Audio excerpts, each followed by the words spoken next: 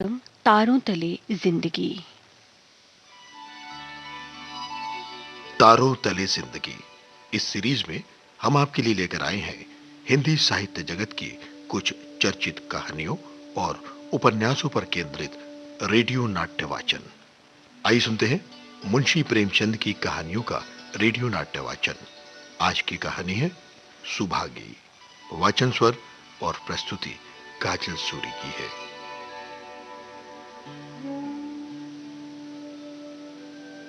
तुलसी महतो की बेटी सुभागी बहुत खूबसूरत थी। उसका बेटा रामू किसी काम का न था, लेकिन सुभागी 11 साल की बालिका होकर भी घर के काम में इतनी चतुर और खेती बाड़ी के काम में बहुत निपुण थी। उसकी माँ लक्ष्मी दिल ही दिल में डरती थी कि कहीं बेटी को किसी की नजर न लग जाए। वहीं सुभागी आज छोटी सी उम्र में विधवा हो गई। घर में कोहराम मचा हुआ था। लक्ष्मी पछाड़े खाते गिरती थी, तुलसी सर पीटते थे। उन्हें रोते देखकर सुभागी भी रोने लगी। बार बार माँ से पूछती, क्यों रोती हो माँ? मैं तुम्हें छोड़कर कहीं नहीं जाऊंगी, तुम क्यों रोती हो? उसकी भोली बातें सुनकर माता का दिल और भी फटा जाता था। जब सुभागी जवान हुई तो लोग तुलसी महतो पर दबाव डालने लगे कि लड़की का दूसरा ब्याह कर दो। जवान लड़की का यूं फिरना ठीक नहीं। तुलसी ने कहा, भाई मैं तो तैयार हूं, लेकिन सुभागी भी माने ना, वो किसी तरह राजी नहीं होती। हरिहर ने सुभागी को समझाया, बेटी हम तेरे ही भले को कहते हैं। माँ बाप अब बूढ़े हुए, उनका क्या भरोसा? तुम इस तरह कब तक बैठी रहोगी? सुभागी ने सर झुकाकर कहा, चाचा मैं तुम्हारी बात समझ रही हूँ, लेकिन मेरा मन घर करने को नहीं कहता। मुझे आराम की चिंता नहीं है, मैं सब कुछ झेलने को तैयार हूँ। और जो काम तुम कहो ना, वो सिर्फ आंखों के बल करूंगी, मगर घर बसाने को मुझसे ना कहो। उधर रामू बोला, तुम अगर सोचती हो कि भैया कमाएंगे और मैं बैठी मौज करूंगी तो इस भरोसे ना रहना। यहाँ किसी ने जन्म भर का ठेका नहीं ले रखा। रामू की दुल्हन रामू से भी 2 उंगली आगे थी। मटक कर बोली, हमने किसी का कर्ज थोड़े ही खाया कि जन्म भर बैठे भरा करें। सुभागी ने भरे हुए स्वर में कहा, भाभी मैंने तुम्हारा आसरा कभी नहीं किया और भगवान ने चाहा तो कभी करूंगी भी नहीं। तुम तुम अपनी देखो, मेरी चिंता ना करो। रामू की दुल्हन को जब मालूम हुआ कि सुभागी घर न करेगी तो और भी उसको गुस्सा आ गया। उसे रुलाने में जैसे उसको मजा आता था। आपको बेटी बहुत प्यारी है तो उसे गले में बांध कर रखिए, मुझसे तो नहीं सहा जाता। तुलसी, अच्छी बात है, अगर तुम्हारी यही मर्जी है तो यही होगा। मैं कल गांव के आदमियों को बुलाकर बंटवारा कर दूंगा। तुम चाहे छूट जाओ, सुभागी नहीं छूट सकती। रात को तुलसी लेटे तो उन्हें वो पुरानी बात याद आई, जब रामू के जन्म पर उन्होंने रुपए कर्ज लेकर जलसा किया था और सुभागी पैदा हुई तो घर में उन्होंने एक कौड़ी भी खर्च न की। बंटवारा हो गया। बंटवारा होते ही तुलसी महतो और लक्ष्मी को बहुत खुशी मिली। पहले तो दोनों सारे दिन सुभागी के मना करने पर भी कुछ ना कुछ करते रहते थे, लेकिन सुभागी ने उन्हें कुछ भी करने से मना कर दिया और सारा काम वो खुद ही करती थी। पहले दोनों दूध घी को तरसते थे। सुभागी ने कुछ रुपए बचाकर एक भैंस ले ली। बूढ़े आदमियों की जान तो उनका भोजन है, अच्छा भोजन ना मिले तो वे किस आधार पर रहें? गांव में जहां देखो सबके मुंह से सुभागी की तारीफ होती थी। लड़की नहीं देवी है, सारा काम अकेले करती है और उस पर माँ बाप की सेवा भी किए जाती है। मगर शायद तुलसी को ये सुख बहुत दिन तक भोगना न था। 7-8 दिन से तुलसी को जोर का बुखार चढ़ा हुआ था। लक्ष्मी पास बैठे रो रही थी। सुभागी पानी लिए खड़ी थी। जब तक वो पानी लाए उनका जी डूब गया और हाथ पैर ठंडे हो गए। सुभागी उनकी ये दशा देखते ही रामू के घर गई और बोली, भैया चलो देखो आज दादाजी ना जाने कैसे हुए जाते हैं, 7 दिन से बुखार नहीं उतरा। रामू ने चारपाई पर लेटे लेटे कहा, तो क्या मैं डॉक्टर हकीम हूं कि देखने चलूं? उसी वक्त उसकी दुल्हन अंदर से निकलकर आई और सुभागी से पूछा, दादा को क्या हुआ है दीदी? सुभागी से पहले रामू बोल पड़ा, हुआ क्या है, अभी कोई मरे थोड़े ही जाते हैं। सुभागी ने फिर उससे कुछ ना कहा और सीधे गांव के मुख्तार बाबू सज्जन सिंह के पास चली गई। उसके जाने के बाद रामू की स्त्री बोली, चले क्यों नहीं जाते? रामू, कभी नहीं, सब कुछ उनकी प्यारी सुभागी कर देगी।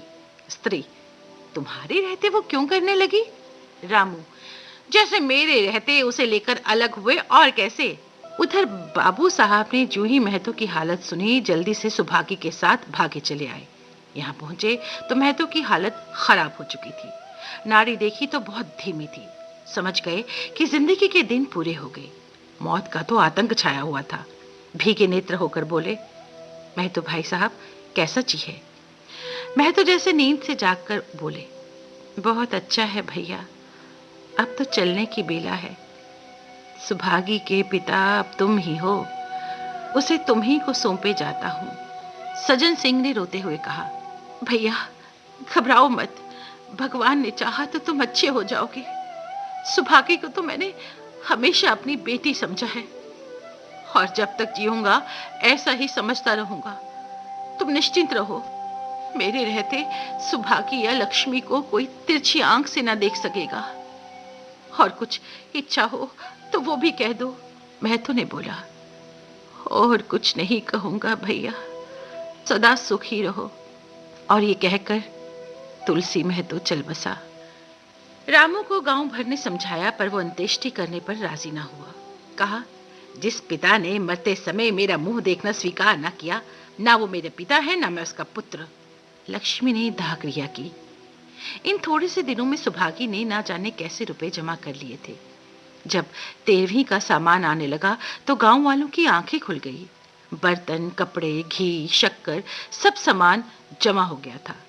रामू देख देख कर जलता था।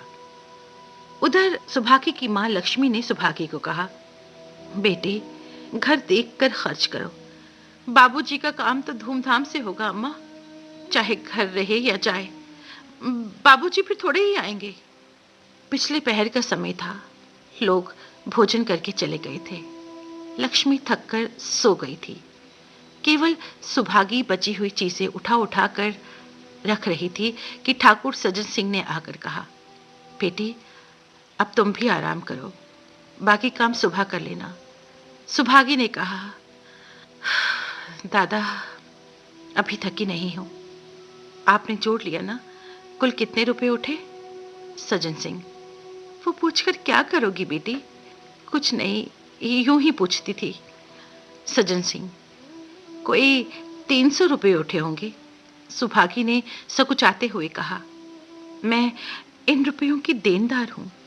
सज्जन सिंह, तुमसे तो मैं मांगता नहीं, मैं तो मेरे मित्र और भाई थे, उनके साथ मेरा भी तो कुछ धर्म है। लक्ष्मी की दशा बिगड़ती रही, यहाँ तक कि 15वें दिन वो भी संसार से सिधार गई।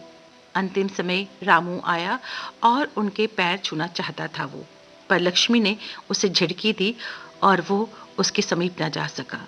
माता के देहांत के बाद सुभागी के जीवन का सिर्फ एक लक्ष्य रह गया था, सज्जन सिंह के रुपए चुकाना। 300 रुपए पिता के क्रियाकर्म में लगे थे, लगभग 200 माता के काम में लगे, 500 का ऋण था और उसकी अकेली जान। मगर वो हिम्मत ना हारती थी। 3 साल तक सुभागी ने रात दिन एक कर दिया और हर 30वें दिन 15 रुपए लेकर वो सज्जन सिंह के पास पहुंच जाती। इसमें कभी नागा ना पड़ता। अब चारों तरफ से उसकी सगाई के पैगाम आने लगे। सभी यही सोचते कि जिसके घर सुभागी जाएगी उसके भाग्य खुल जाएंगे। जिस दिन सुभागी ने आखिरी किस्त चुकाई, उस दिन उसकी खुशी का ठिकाना ना रहा। वो चलने लगी तो सज्जन सिंह ने उसे कहा, बेटी मेरी इच्छा है कि तुम मेरी बहू बनकर मेरे घर को पवित्र करो। बोलो मंजूर है? सुभागी, दादा आप मेरा इतना सम्मान कर रहे हैं। सज्जन सिंह, तुम्हारा सम्मान भगवान कर रहे हैं बेटी, तुम भगवती का अवतार हो। सुभागी, मैं तो आपको अपना पिता समझती हूँ। आप जो करेंगे मेरे भले के लिए ही तो करेंगे। आपके हुक्म को मैं कैसे इनकार कर सकती हूँ? सज्जन सिंह ने उसके माथे पर हाथ रख दिया और कहा, तुम्हारा सुहाग अमर रहे बेटी, तुमने मेरी बात रख ली। मुझसे भाग्यशाली इस संसार में और कौन होगा? तारों तले जिंदगी। इस सीरीज में अभी आप सुन रहे थे मुंशी प्रेमचंद की कहानियों पर आधारित रेडियो नाट्य वाचन। आज की कहानी थी सुभागी। वाचन स्वर और प्रस्तुति काजल सूरी की थी।